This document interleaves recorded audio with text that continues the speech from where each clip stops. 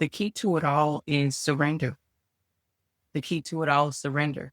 What we're talking about, surrender who you used to be, surrender your old identity, surrender the way you used to govern, the way you used to do business, things like that. Just surrender to that there may be something more, there may be something greater. There is something greater that God is calling you to.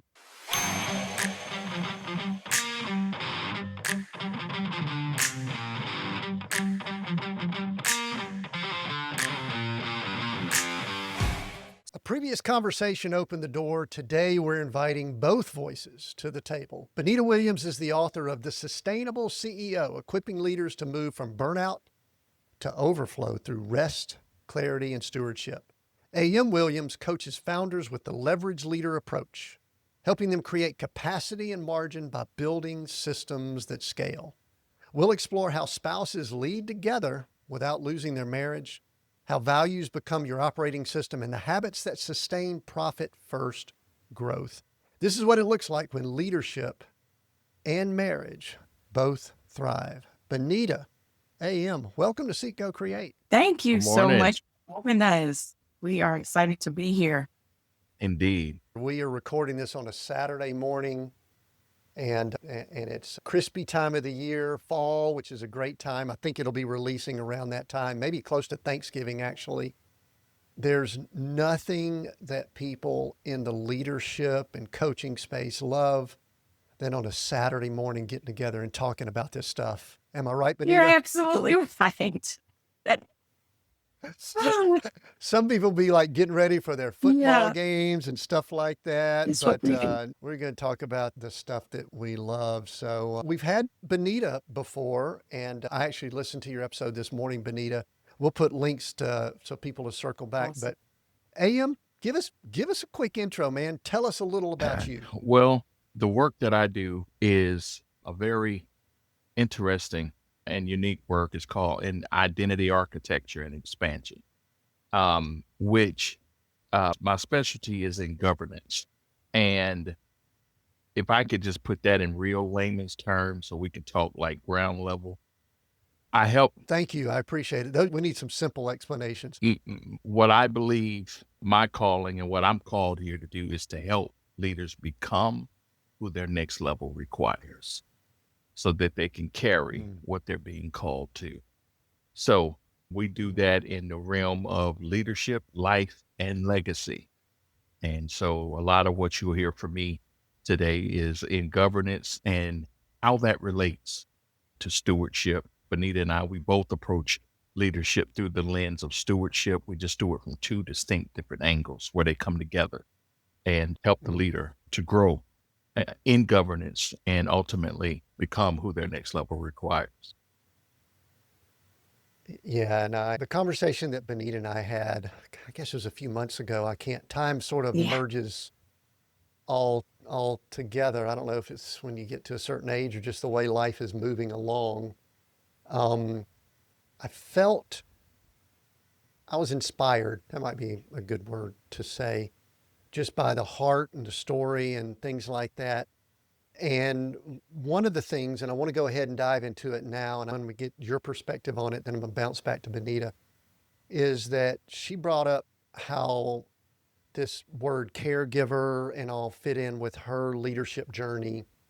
And part of it was, it seems like she's caregiver just wherever she goes, me and take care of me all over the place. Can you give a little bit of background to your story to put it in context, just the short synopsis, because I do want us to get into some leadership and discussions, but give the perspective of where you're at. Those watching the video now see you're in kind of I'm in a therapy bed. hospital bed situation.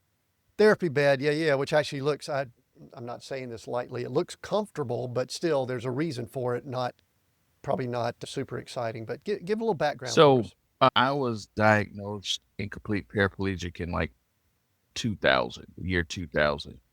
And in that process of having a surgery, I ended up contracting a deadly staph infection. Tried to lay it dormant for a few years, and then it came to the surface and caused my body to implode in several different places. And in that process, I did a lot of acute wound care, had to be in the hospital for a long period of time. In 2007, I faced a situation where the doctors told me that if I didn't have a specific surgery, I'd be dead in 10 days. I'm still here today. And sometimes there's the part of me that's like, want to go back to them and say, hey, you're seeing dead people. But really, ultimately, it's God's glory that I'm here today. But it was in that process, that on that hospital bed, he told me something in my life could be leveraged to create something that I want. And in that period of time since then, I literally built my business from a bed-bound condition in the hospital. I went on for literally 13 to 15 years after that, coaching, training, doing leadership trainings and things of that nature from a bed-bound condition. I do have a condition of incomplete paraplegia and decided to put it all in a book that I'll be releasing later this year or next year called How to Make It to the Top When You Can't Take the Stairs. It speaks to identity expansion and the importance of operating from your divine design. And so Benita has been extremely instrumental. First of all, the love of my life. And if I get too caught up in her, this podcast is going to take a far left.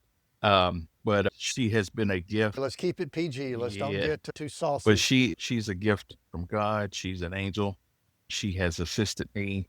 And while there are a lot of things that she does physically, the support in my own identities, the support reminding me of who God created and called me to be and to carry out and do the things. In fact, the only reason why I'm coaching today is because of her.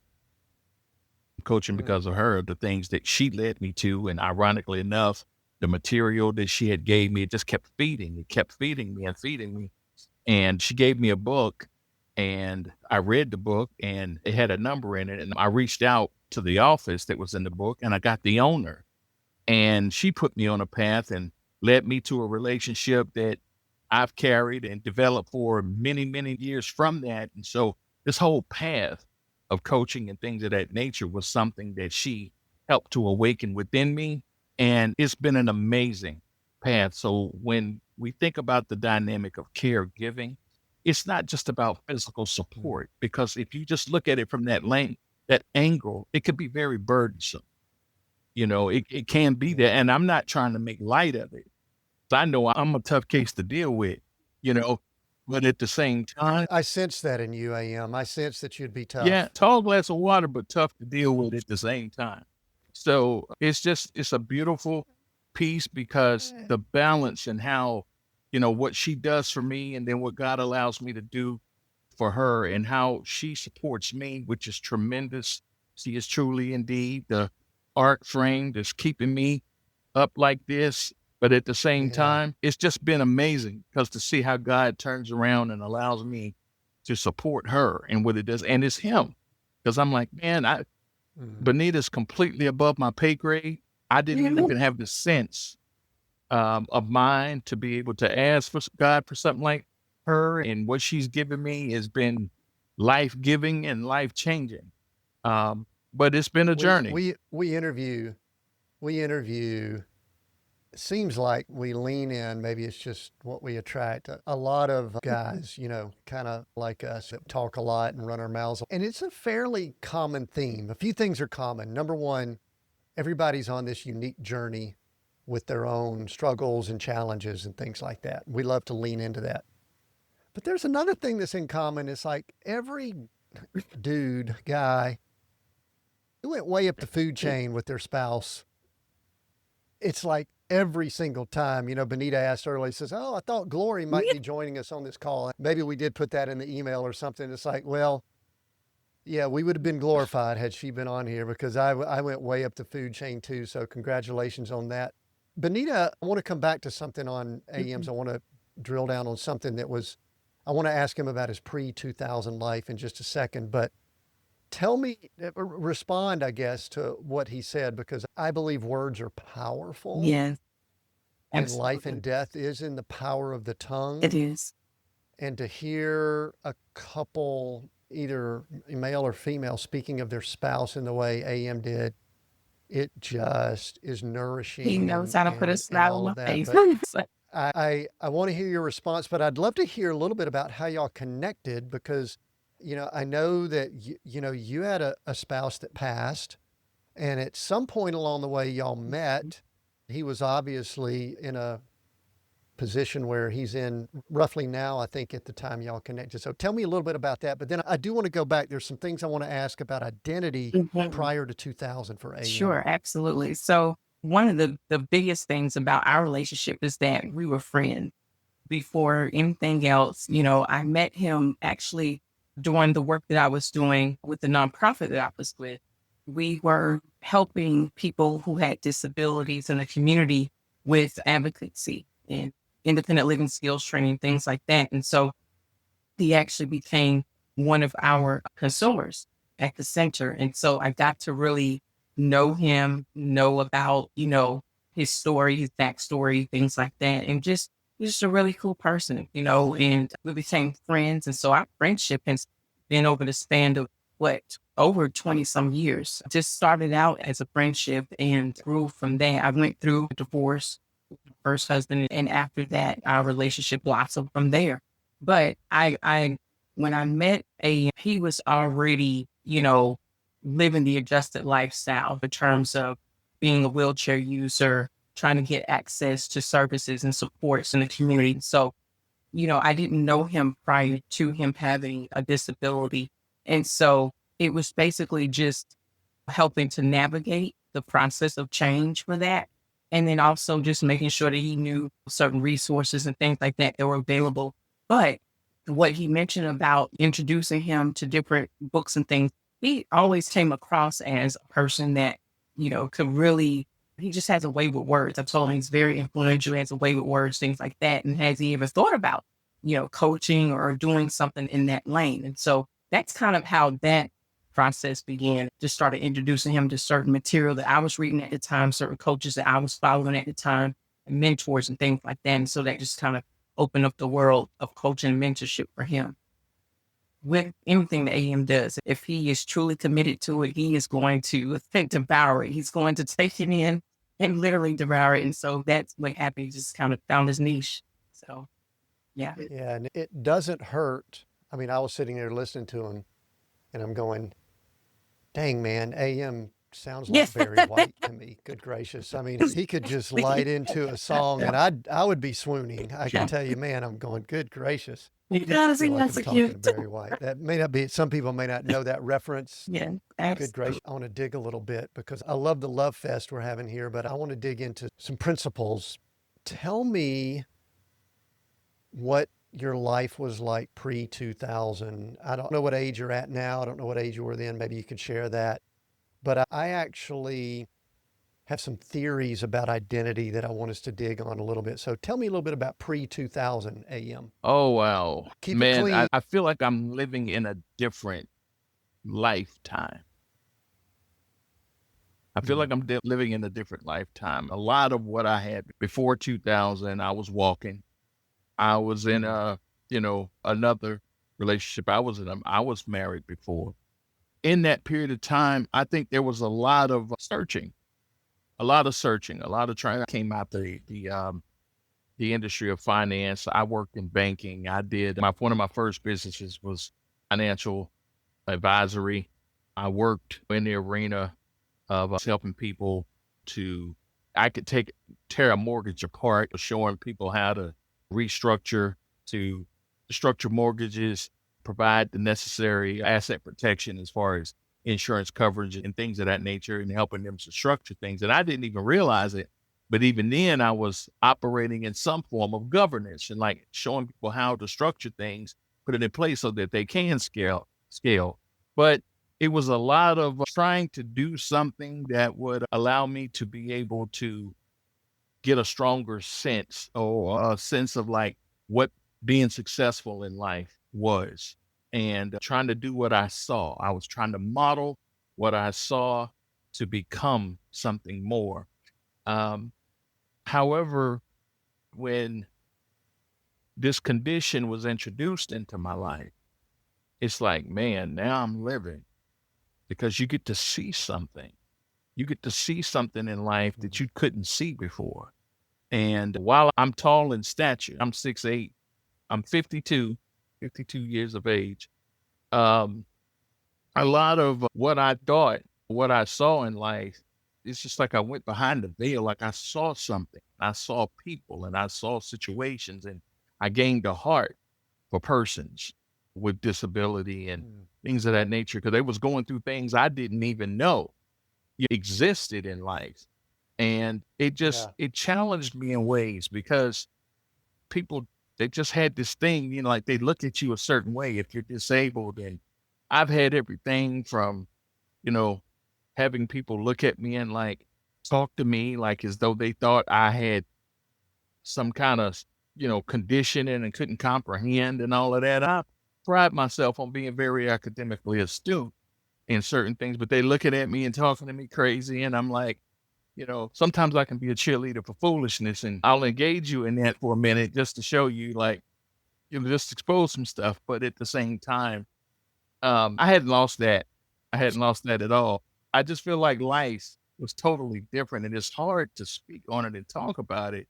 The one thing that I carry from it, though, is like with everything I've gained, God, I am just so ready to get back on my feet. And I'll Yeah. just say this, Tim. It was Benita that told me when we were friends, this is powerful.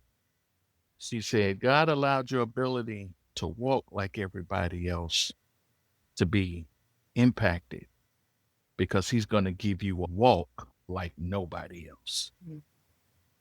And Mm. I literally fell Yeah. That's, apart.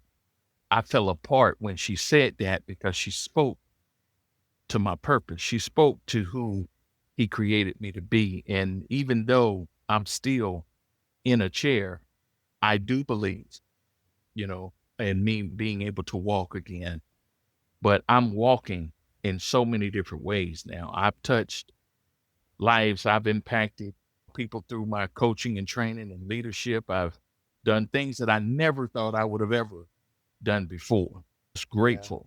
grateful for it all. So I'm not trying to dodge the question, but it's just like, it's Yeah. hard to think about what it was before because my whole life is seen through a lens and it's like, this is what I know. Yeah. And listen, I believe that God has a way of equipping us regardless of the situations we're in. I think sometimes we have this, and especially in the world we're in today, and this also feeds into leadership, we have this perfectionist mindset of the way things should be, but yet that's not really the world we function and operate in. I spend a lot of time studying first century, the time that the New Testament was written, so that we can have a proper perspective. Many times we take scriptures, we try to apply it to our modern prosperity, perfection mindset, etc. But I'll be specific about it. And before we move on, you seem like someone who was 6'8". You have an athletic feel to you. I don't know if that's correct or not. Maybe I'm drawing assumptions. And many times people's identity, if it's wrapped up in their physical ability, takes a hit when all of a sudden they lose some physical ability. I've spoken to a lot of former pro athletes and all that when they leave sports or whatever, they don't know what to do. And I believe that identity with the ability to walk or hear or see or speak or any of that kind of stuff, if it's lost, can really erode identity until someone like Benita comes back into your life and speaks into it. But were you an athlete, or physically, what were you able to do at 6'8"? Good gracious, you were probably wanting to do some things, maybe, I don't know, or you were just a tall, dark, and handsome dude that, sat around and played cello or something. I don't know. No, interestingly enough, I think as it pertains to the identity lens, what many Mm-hmm. people look at as identity really is more like the dynamic of the lens at which we see ourselves. And we talk about self concept, that's thrown around a lot in the arena of coaching, self concept, how the way you see yourself. And things of that nature. And ironically, God gave me a musical ability, and I was really big in like music and things of that nature. I played sports. I did play some sports, and I was nowhere near as good as I wanted to be. I can tell you when I was in high school, I wanted to be recruited. I wanted to play for Tom Osborne, play for Nebraska, and I wanted to be that. I had that kind of ambition. I wanted to be super successful and have a lot of things, and I just wanted to live life through that lens. Interestingly enough, um, when these things came along, I never saw myself as a person with disability. I never saw myself as limited. I never saw myself as like, well, I'm not just going to go lay up under the bed while there was plenty of people that said you have every reason or excuse if you don't want to do this and that. You've gone through this condition, and we understand if you don't want to do something more. I never saw that. In fact, I didn't learn how to swim until after I became disabled. I never got on a plane until after I was disabled. There were so many things. I've done leadership trainings and things for cohorts. I was part of a leadership group that we did a leadership training for a Fortune 50 company as division out in Southeast Asia. And I did a lot of these things from this place. When Paul talked about his strength being made perfect in my weakness and the stages that I have done, people say, let me tell you something. You might be in a wheelchair, but that thing is not a cripple. It's not a crutch. It's a cape. Because when you talk, that wheelchair disappears. I don't see a wheelchair. And that's all God. That's all God and me operating through me. I can't tell you the amount of people who said, man, I listen to you talk. I have no excuses. I was doing leadership lectures in colleges before I had a college degree. I mean, there were things that have happened in my life that he has shown his strength being made perfect. Now, that doesn't mean I don't have moments.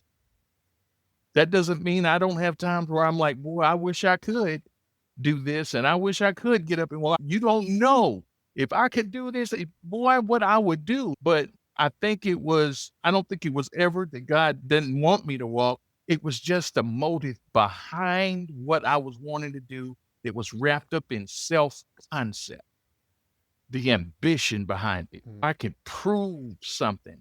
I could perform something. In entertainment, music, you do a lot of performing. You do a lot of that. And so performing was instilled in me. It was instilled. And so now as I do the work that I do now, it's a lot of that dying, that ambition-driven effort, ambition, proving, performing. And you see it so much in business and so much leadership. It's like everybody's trying to prove something and perform something to get, and I call that ambition-driven effort. And we help to shift from that to alignment-driven expansion, where it just flows from you. And I'm not talking about like this puff, like, just sit there and like flower child and, all that. No, I'm talking about where you allow God's life in you to flow. And things that you do in leadership is by divine design. So when I think about that period of time and what I was before, I see so much presence improving and trying to perform because I didn't like the way things were. And I was determined, I'm not going to be that person. I'm going to be more than that. I'm going to do more than what I've seen. And I'm going to constantly try to, outlive things that I had experienced. Like I was constantly like living like I'm above that now. And I'm above, this and that. And at the end of the day, it's like, man, to see how the strength that has come from that and how God uses, people may see me in the beginning in a wheelchair, but they sit and they listen and they're like, man, I can listen to you talk all day. I've heard some of the things that you say, but I haven't heard it through the way that you shared it. And that's what changes everything. Let's take a quick pause. I want to ask you something. When was the last time you really questioned what success means? In my novel, Coach, A Story of Success Redefined, you'll meet Cooper Travis, a man who had it all but still felt empty. His story mirrors what so many leaders quietly face, the pressure to chase more while silently wondering, is this it? This isn't just a story, it's a wake-up call. It's about transformation, faith, and learning how to break free from the addiction to achievement. If you're ready to redefine success on your terms, then Coach is the book for you. Visit timwinders.com/books or grab your copy wherever books are sold. Let the story do its work. All right, let's get back to the conversation. So a couple of things, and I think we've now caught up. I've allowed him to catch up to the conversations I've had with Benita. So we're going to spend the next probably 30 minutes diving into kind of how the two of you have merged your leadership journey and things like that. But one of the things that jumped out at me was, I think one of the biggest, I don't want to say struggles, challenges that I see with, we're lumping things. Leadership's a big word. In fact, I think leadership isn't a good word in general nowadays because it throws so many things at us. But we'll say in general, is attempting to be somebody that you're not, attempting to strive for, I believe in stretching, I really do. But I also believe that we kind of have to understand who we are and what we're equipped for. And like you said, and I've talked to Benita about it, we've got to allow God to be God and for him to operate in our lives, because leaders listening in can at times start thinking that we're all that. You know, we look at the skills. I mean, you are a great speaker, but you show up in a wheelchair. And that showing up with that vulnerability or something that's perceived as a weakness, I'm not going to say it is a weakness, but it's perceived, opens the door for people to hear things that they need to hear. When Benita shows up, she shows up and says, I went through a crash. I was not sustainable. I wasn't the sustainable CEO. I was broken. And I think at our root, coaches, leadership, people training, we have this tension between speaking with confidence that can cross over into cockiness or arrogance. I have that issue. I will readily admit it. My wife tells me, when you speak, it really comes across as if you know everything. And I said, I don't know how to change that tone. It is a success tool in our world we're in today, but it's also an Achilles heel. I think many times our superpower can become our weakness. Anyway, but Benita, let's start tying some things together here. And I'm going to let you kind of lead us here as we go through the next handful of minutes. How has it impacted your leadership journey? Not necessarily the physical, but that mental that we just heard some of that wisdom that he shared. And do y'all just sit around and talk coaching and leadership stuff all the time? Like, who does the laundry? Because Right? I wouldn't be able to do the laundry because Yeah. my wife and I do that. We do that too. And then just so you know, You I do do the the laundry, laundry. right? I'm about to. After we finish this up, I'm There going to you go do go. the laundry. But anyway, yeah, share. I mean, anything, Yeah, Benita, let's just kind of roll from here. absolutely. I would say A.M. helps me with the laundry for sure. So he does have that part to play. But yeah, it's so interesting because hindsight is always 2020. Again, I have to revert back to our friendship days and, and we're still friends today. Let me make sure I say that. But when we were just friends, we would have these dialogues all the time about leadership and about growth. Because I was very much into the whole self-growth and things like that at the time. And so I was reading a lot of self-help books. And, that's the kind of material that I was actually passing along to AM. And we had really good conversation, really good dialogue. I would say probably as we just continue to talk and continue to grow and learn more about each other, we realized that we both had strengths that we could pull on. And so we kind of bounce ideas off of each other. We recognize spiritual gifts, which is very important, to recognize your spouse's spiritual gifts and their spiritual strengths and things like that. And then recognize where your spiritual gifts kick in and how to marry those gifts together. So AM is very much a great orator. He can speak, and he has that gift as a part of his gifting. The word of knowledge is a strong gift that he carries. And so a lot of times I feel like I have my own personal coach when other people are out looking for coaches and things like that, of course, to grow and things. But I feel like God just gave me my own personal coach because I'm always going to him about ideas, going to him about discussions and just different things that are on my mind and my heart. And we talk it out. He's very big on communication. And so that's a huge one for us as well. It's just our ability to communicate, to really share what we are both feeling or what we're both trying to express and respect what it is that we're both saying. I consider myself somewhat an alpha female. And he's, of course, an alpha male. And so sometimes our differences of opinions will clash, but we have worked it out over 16 plus years now of marriage. So we've learned how to coexist and allow those instincts to coexist together, but still be able to help each other out. And so I think that's the strength of working together where you both know what you're after, what you're going for, and you can both complement each other along the journey. He respects what I do and I respect what he does. And we just want the best and to bring out the best in each other. And I think that's the key to, working together in leadership.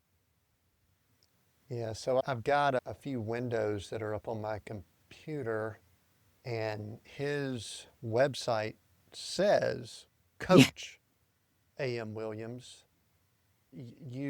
I do think you have coach in your realm, but I don't know that you specifically lean in to that coach. I think when we talked before, I shared with you that at my core, I believe I'm a coach. I've added strategy and things I've layered in, but at my core, I am coach. And I know you and I, caregiver and different things came up in our last conversation. Benita, tell me, what are the things in what you and AM do that are similar?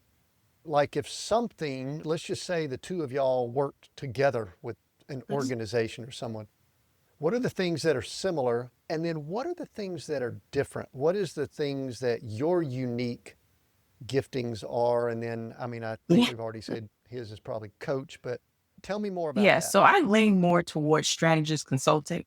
And so I am very detail oriented. AM sees the big picture. So he's always the visionary. He's always casting vision. He's casting vision for our house. He's casting vision for our business, casting vision for our lifestyle. Like he's the visionary. I'm the person that puts the details to it. I'm the implementer. I like to get down to the details. I like to plan things out. I like to be very specific what it is that I'm doing. And so when it comes to leadership and the work that we do together, oftentimes our work crosses over. It does. It kind of connects and crosses over because, without a vision, of people perish, right? But then you also have to have implementers. You also have to have people who know how to work the vision. And so in leadership, it's a lot about getting people to buy in. And he's great. He's so good at that. He's great at getting people to really buy in. That's the influence and that's the impact whenever you get people to buy into the vision. But for me, it's more about, okay, so we bought into the vision. Now who's going to do the work? What are we going to do? How are we going to move forward in the things that we've already set out to do? And so a lot of our leadership styles complement each other and kind of coexist together. And I think that's the brilliance of how, and only God can do something like that, really, to have it where you're so complementary to each other's leadership styles and things like that. And so that's what I appreciate the most about him is he's always able to give direction. He's always able to lean in and for me to see the big picture, because sometimes you can't see the forest for the trees. And for me to be able to realize what the big picture is and not get so caught up in the small details that you end up just a horde of activity, but you're not really moving forward. And you've got to continue to see where it is that you're going. And for him, it's just the opposite. It's more like, cast the vision. What's the big picture? What does that look like? And then leave the details to be delegated. Glory and I are very similar. We both on Strength Finders, strategy is our number one Strength Finder out of those 32. But it looks a little bit different. I'm strategy at 10, 20, 30, 40,000 feet, and she's often strategy at ground level. She is organizing the heck out of things, and I'm just like moving bigger organization around and all that. What you mentioned, that you can at times be alpha female. This, I think, is some valuable conversation. I'm about to ask both of y'all's opinion on this because I think it's valuable for leaders listening in. How do y'all handle conflict. When all of a sudden the head's butt, or somebody wants to be in charge, and sometimes a two-headed monster, we know what that can look like. I'm going to ask you first, Benita, then I'm going to ask A.M. how, and if y'all got an example or whatever, because I do want this to be a real conversation here, because I can see that there could be some challenges here. So how do y'all handle when something comes up that's a conflict? I would say better these days. Not very good. Oh, Wasn't boy. always the case, but definitely better these days. Again, I think it goes back to something my husband shared earlier, and that is the word governance. When you start to realize who you are, the identity that God has given you, and you start to buy into that, because you actually have to buy into that. I think that what happens with a lot of us is that we hear things, or we may have been told things, maybe prophesied to, you may have gotten dreams about, but are you really bought into who God is calling you to be, like who you really are in Him? And so that identity aspect of it, what I'm learning through my husband's teaching and sharing is that there are certain things that I'm really, really good at. I'm confident in, and I should be the one to lead in that capacity. And then there are other areas where he's really, really good. He's solid. He's called to it. It's what God has put in him. And so I yield to that. I yield to what it is that he's very good and very strong at. I think the more we start to buy in and we stay in our respective places and spaces, it helps to merge or bring together those leadership styles so that you can resolve conflicts in an amicable way. And that's kind of how I see it today. Hasn't always been that case, but today we're getting better at it because I believe we're both being respectful of the areas that we've been called to lead in. So that's how I would sum it up. Well, if we said, "Oh, we never have conflict," that would be some Oh, kind of yeah. fancy. People that are growth minded, we're Oh, moving yeah. forward, we're doing things. All right, A.M., I'm going to ask you the same question, and there is only one right answer for you, but I'll allow you to say something different. And it is, the way we handle conflict is Yeah. she's always right, I'm wrong, and I just yield. How do y'all deal with conflict? How do y'all work through things? I'll add a little humor to this, and maybe it's a joke that leaders can be able to take with them. If you can handle it now with discretion, if your relationship can't handle it, don't do it. But a long time ago, a man asked me, "Who wears the pants in your household?" And out of ego, I said, "I wear the pants." And I said, "Well, who wears the pants in your household?" He said, "She does. I just tell her what pair to put on." Okay. Governance, man, is tough because when you're so used to being the manager, when you're so used to being the one, oh, well, this is what's needed. Men take a lot of pride in that, as a leader. I do what I want to do. This is my business. This is what I want to do. This is what we're going to do. Is this how, and I'm going to be the manager of this whole situation. Well, my wife is exceptional at management. Okay. She's an exceptional manager, but me willing to let that go and govern is the key. See, so many leaders feel like they got to do everything to accomplish anything. When you learn not to just delegate a role, but empower authority, that's the difference. Moves from you do what's in your design. It's not that one person is better than the other. It's you have a design. You have a design in which you do things, and so you lead differently. You got to appeal to whose strengths are in what. And when you learn how to govern in life, you learn how to govern in leadership, you learn how to govern in legacy, you learn how to do these things. It really, everybody gets to reach their full potential. Mhm. So as I began to learn more about governance, then I'm able to say, okay, this is her design. So I have to relinquish and say, okay, I'm going to empower her to be able to do this. And that's by putting structure. That's good. in place so that she can now, okay, I got this part. Now I can take it from here and be okay and let that go. But that takes growth into it. People hold on to things like their children, they never want to leave the house. You never let them reach the maturity that they need to grow in governance themselves because you're always holding on to something. Right. And so when you learn how to release and say, okay, that's what you're great at.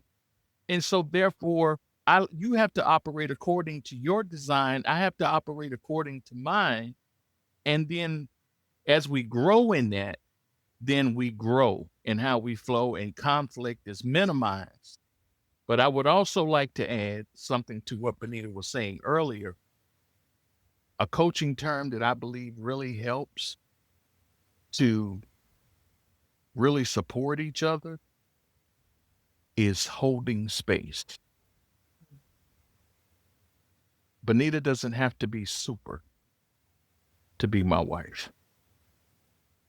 She operates supernaturally, but she doesn't have to be perfect. She can have her moments. And so when she's having her moments, for me to hold space for her and let her have that moment and then share what God gives me to share with her, not to look at her and say, look, this is what's wrong with you. This is what's wrong, this, but hold space. And then for her to do the same for me, because I have moments. She's like, you know what? Okay, I'm going to let you have your moment. Let you do that. But then we got to come back because, again, your divine design is too important for what God has for us to do. And so as we begin to come back to that, and if we begin to look at leadership as like, my divine design is too important for me to not be in it and let this organization do what God created it to do. If we don't, that's the biggest thing. So that's why it has to start with identity. If you don't understand your divine design, then you're constantly going to be stepping on somebody else's toes and trying to do everything that they're doing. You need to be the hero. You need to be the one to save the day. You got to do everything for anybody to accomplish anything. It's just not, that's not sustainable. And it's definitely not scalable. So if we don't get that part right, we miss everything. And that's just alignment. When I operate according to my divine design, she operates according to her divine design. Where there is unity, he commands the blessing. And so I want to be in unity. I want to be that. I don't want to just take down and, just to get along and tolerate things or whatever. I share what I feel about it and then we go on. But at the same point of time, it doesn't mean it has to be conflict. It doesn't have, my greatest conflict is not with my wife. My greatest conflict is within. My greatest conflict is fighting who I was versus who God created me to be. When I work through that conflict, and sometimes she gets caught up, and she's the object of like misfire, and she gets that a lot, but it's because I'm wrestling between who I was and who God created me to be. As it pertains to how I lead in my household, lead in my business, lead in life. It's not her. Oftentimes, it's not her, it's me. But And so understanding that's key. I will say, though, we have not yet figured out, when it comes to what we're having for dinner. We have not yet figured out. This Hey, does you can't not get them work. all, How to man. handle that. This does not work. You can't get it out. You can't win them all. Certain things just forever, ever there. It's like, we haven't been able to figure that part out yet. I could fast for 3 days in a row. So if we're going to eat, it's up to you, sweetie. We'll figure it out. It's beautiful. I love what you said. There's a couple things popped to mind. I am not one that uses profanity. I grew up in the Bible Belt, and it never comes out of my mouth. And we're a clean show here, but I'm going to bleep myself out because there's a phrase that someone brought up to me recently that is sometimes you just got to let that bleep go. Mm-hmm. That's one of the first things that came to my mind. The second thing was the word stewardship. And Benita, I'm going to throw it over to you in just a minute because I think you and I skirted this the last conversation, but I think it ties in with this. You said something that, if you're not sustainable, you can't scale. The unfortunate thing in the world we're in today is so many people are hustling after scale when they're not sustainable, and we see the results of it. We're building a company right now that's in quite the growth phase. And part of some of our roles is to create some sustainability, some foundation, some structure, etc. But the biggest thing that you said there, and I think it ties into stewardship, that I'm coming to you in just a second, Benita, so get ready. I think you worded it as best as I've heard on what our journey's really all about. And that is identifying what we were created for, clearing out all the junk and admitting the things we weren't created for. Because often what we will do is we will get in this mode of trying to be everything for everybody. Sometimes that fits into the caregiver role too, Benita, that we try to be all to everyone. And we do that in leadership roles and business roles and all too. But I really do believe that part of our journey, the leadership journey, that's one of our subtitles here at Seek, Go, Create, is coming to terms with what God created us for. And also what he didn't. And I believe that's part of stewarding what the gifts, talents, when we connect with a spouse, identifying their gifts and talents, merging those together, not conflicting where we can, and all of that. So stewardship, let's kind of tie up with that. And then we're going to talk a little bit about the sustainable CEO before we wrap up here. So when it comes to stewardship, a big part of stewardship is stewarding well what God has given you, the identity that he's given you, who he's called you to be, your assignment, the mantle you carry. All of these things are directly related to and tied to stewardship. We are to steward well the gifts, talents, skills, abilities, the things that God has given us in our domain. That's what he did whenever he created man. He gave us a domain. He told us to take possession, to subdue, to replace, to cover the earth, to multiply, all these things. And so we are to steward well that which God has given us. And so stewardship is a big key. And even in business, you want to learn how to go from what I call ownership or self-effort or performance that my husband was talking about earlier to stewarding, to understanding that, you're not necessarily owning everything, but you're managing, you're stewarding what God has allowed and given you to do. And that's a big responsibility. So yes, stewardship is definitely directly connected and related to how we see ourselves, the identities that we have in Christ, and what we're here to do, and being able to govern it. Yeah, I think you said something in there. I'm going to pull out just a little bit more, and that is when we start thinking we own and control. Last time you and I talked, we talked about control. When we get confused and believe that we are in control, which also means we kind of push God down to a lower level. He might be someone that we honor and respect and acknowledge, but we don't submit. That's me. That's my thing. Probably a lot of leaders listening into, and also a lot of relationships, and don't understand that we don't own this business and this company. We don't own these skills and talents. We don't own this spouse that he blessed me with. We don't control it or own it. We steward it. And we have to give it back when we're done in a better condition than when we received it. That's the thing that I think is a challenge for a lot of us. We think, man, you know what? I gotta make this better and all that. So I think that fits into this word we're going to finish up with called sustainable. Your book, Sustainable CEO, which I appreciate Sabrina and y'all sending over my way. I think you sent it after our last conversation, though. Is this something you wrote since then? Yes.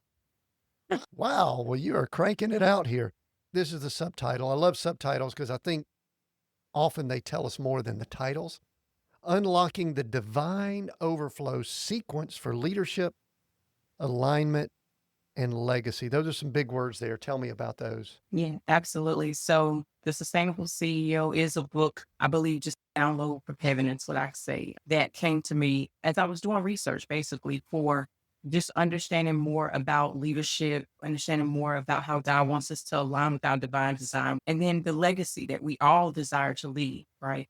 And so as I dug into this, God really spoke to me and he was like, we don't have to miss the mark on this. We don't have to guess, how to be in alignment and how to have sustainable growth and even scalable growth. We don't have to miss the mark on it. There's actually a divine design, there's a divine pattern, I should say, or sequence of how we can sustain alignment so that it reaches the leadership levels that we are aspiring to and also leaves the legacies that God wants us to lead and we want to lead. In doing so, there is a sequence that he has given me that's spelled out in the book. It's basically 7 steps. They're not all linear steps. You can find yourself in any one of these 7 steps, but the idea is that there's this cyclical cycle that we go through to continue to sustain what it is that God has given us to. That sustainability is tied to stewarding. It is the mantle of stewardship and how we are to govern our lives and govern the things that God has given us. And so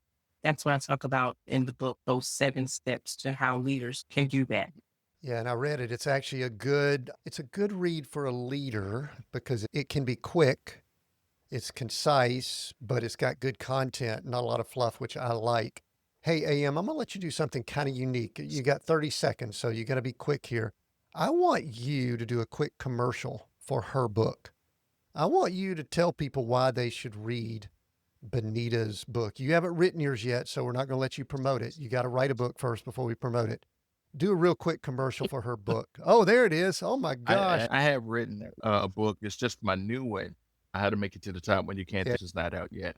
Sure. But as far as the sustainable CEO goes, if you are a leader that is truly, we talk about, we want to make impact. We want to operate with influence. And yes, we do want to increase income. I've never come across a business owner that said, oh no, I don't need to make any more money. The first key to it is that you got to understand your divine design and you have to learn how to steward and you have to learn how to sustain. And the way that you're going to do it is you're going to do that through operating a divine design. You really want to understand how to usher in overflow into your life, how to operate in it and let it flow through you. Then you're going to have to learn how to become sustainable. The Sustainable CEO is an amazing read. It's a great reference material. And you want to continue, don't read it once, continue to go back to it, read it often, and it will help you to grow and move you towards governance. Governance is the mature form of stewardship. In this, when you get this divine overflow sequence, you're going to move and mature into governance so that you learn not just how to hold everything together, but to begin to govern it. You don't have to try to make this happen. No, you move away from grind and you learn how to govern overflow.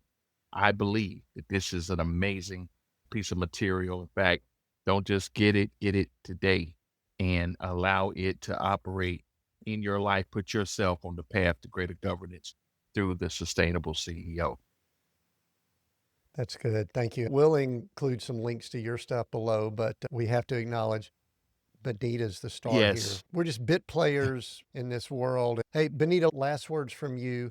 Give a word of encouragement to either, I'll let the Holy Spirit lead you here, to either a leader or couples type, since this has kind of had a couples theme to it, someone who might be in a role that they're maybe challenged with some of the things we talked about, just dealing with leadership and all from a couple standpoint. Just real quick word of encouragement that we could finish up with. Absolutely. Again, I just want to thank you and thank my husband as well for being here with me today.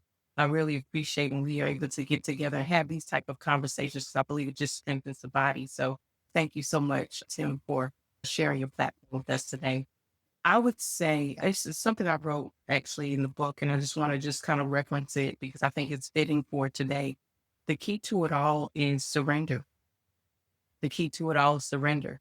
What we're talking about, surrender who you used to be, surrender your old identity, surrender the way you used to govern, the way you used to do business, things like that. Just surrender to that there may be something more, there may be something greater. There is something greater that God is calling you to. Surrender those old patterns. Surrender is the key. It's the starting point for change. Surrender that ownership if you want to move into stewardship. Surrender having to take responsibility for so much instead of just receiving first before you pour out to other people. That's my caregivers, surrender receiving before you pour out so much. So if we just operate in the words of or in the heart posture of surrender, which is the beginning of the divine overflow sequence, then all these other things shall be added. So it's so fitting for this podcast to be called Seek, Go, Create, because that chapter of the Bible, that scripture where you talk about, seek ye first the kingdom of God and his righteousness, all these other things shall be added. Well, how do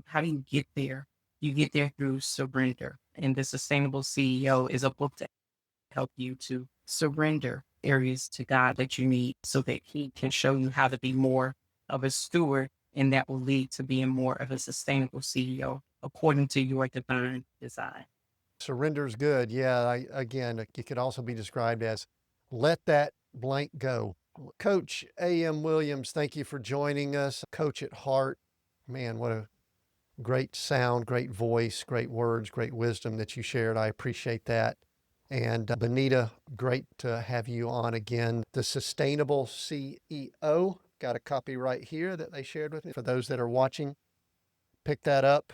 And I appreciate this conversation. I love getting couples together that are doing things together. I think the Lord has some projects for you two where you'll be working together more than you currently are, because I think leaders need to hear couples that are working together. So take that for either just a little nugget or prophetic or whatever you want to. We're Seek, Go, Create here. We have conversations just like this every week. We like to go deeper. We like to discuss the things that are really important. As Benita just said, seek first the kingdom of God and his righteousness, and all these things will be added to you, from Matthew 6:33.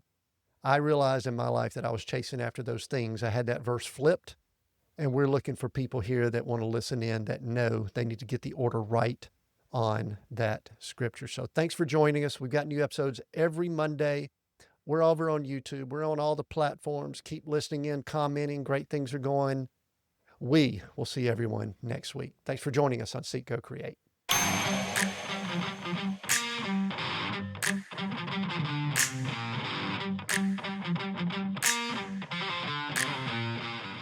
Hey, before you go, I want to leave you with a challenge.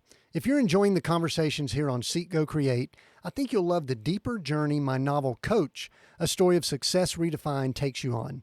It's a story that's moved many of my readers to rethink what success actually means and how to live a life aligned with faith, purpose, and peace. Pick up your copy today wherever you buy books or at timwinders.com and begin the journey for yourself. Thanks again for listening. And as always, keep seeking, keep going, and keep creating.